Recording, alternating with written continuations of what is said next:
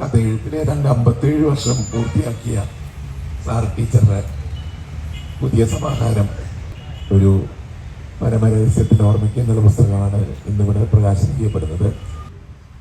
Novelist സാംസ്കാരിക വിമർശകനുമായ ശ്രീ കൽപ്പറ്റ നാരായണൻ മാഷാണ് പുസ്തകം സ്വീകരിക്കുന്നതിനായിട്ട് Arya eye care medical director doctor Minu ദത്തിനെയും ക്ഷണിക്കുന്നു.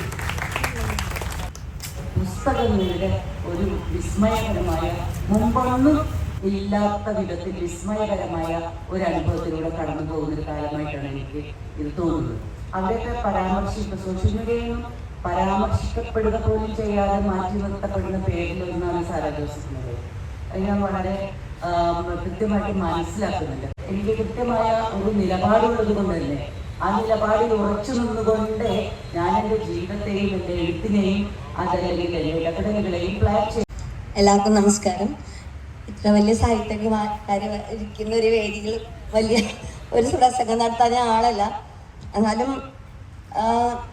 നമ്മുടെ ഈ സാഹിത്യ ലോകവും വൈദ്യശാസ്ത്രവും തമ്മിലുള്ള ഒരു കണക്ഷൻ എന്താണെന്ന് ചോദിക്കായിരിക്കും എല്ലാവരും. ഇത് എന്തുകൊണ്ടാണ് സ്പോൺസർ ചെയ്തതെന്നും കണ്ണും വായനയും തമ്മിലുള്ള കണക്ഷൻ അപ്പം എല്ലാവർക്കും അറിയാം. അതുകൊണ്ട് തന്നെയാണ് എനിക്ക് നമ്മൾ ആ ഒരു സ്പോൺസർഷിപ്പിൽ ഒരു ഹെസിറ്റേഷൻ ഇല്ലാതെ ചെയ്തത്.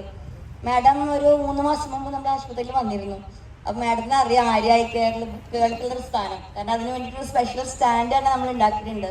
ഞാൻ ചെറുപ്പത്തിലേ വായിച്ചു വളർന്ന പുസ്തകങ്ങൾ മുതൽ ബാലരമ പൂമ്പാറ്റ തൊട്ട് എല്ലാ പുസ്തകങ്ങളും തൊട്ട് വലിയ ലിറ്ററേച്ചർ ബുക്സ് വരെ അവിടെ പ്രദർശിച്ചിട്ടുണ്ട്. അപ്പോൾ ഇവരുടെ പേഷ്യൻസ് വന്ന് വെയിറ്റ് ചെയ്യുമ്പോൾ ഇപ്പോൾ എല്ലാവരും സോഷ്യൽ മീഡിയ കാലഘട്ടമാണ്. എല്ലാവരും മൊബൈലും ടി വിയും നോക്കിയിരിക്കുന്ന കാലഘട്ടത്തിൽ ഇവർ ഈ ബുക്കുകൾ വന്ന് മറിച്ച് നോക്കുമ്പോൾ ഉണ്ടാകുന്ന സന്തോഷം എനിക്ക് വളരെയധികം അതിന് മനസ്സിൽ തട്ടുന്നതാണ്. കുട്ടികൾ വരുമ്പോൾ ചെറിയ ചെറിയ ബുക്കുകൾ അമ്മമാർ കുട്ടികൾക്ക് വായിച്ചു കൊടുക്കണം, ഇലസ്ട്രേഷൻസ് വായിച്ചു കൊടുക്കണം. അതിലൊക്കെ വളരെയധികം സന്തോഷം കാണുന്ന ഒരാളാണ് ഞാൻ. അതുകൊണ്ട് തന്നെ ഇങ്ങനെ ഒരു പരിപാടി സ്പോൺസർഷിപ്പ് വന്നപ്പോൾ അതൊരു മടി കൂടാതെ ചെയ്തത് അതുകൊണ്ട് തന്നെയാണ്.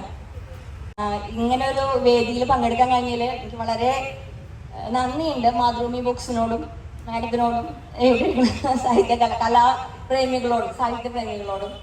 ഇത്രയും പറഞ്ഞുകൊണ്ട് ഞാൻ അവസാനിപ്പിക്കുന്നു. നന്ദി.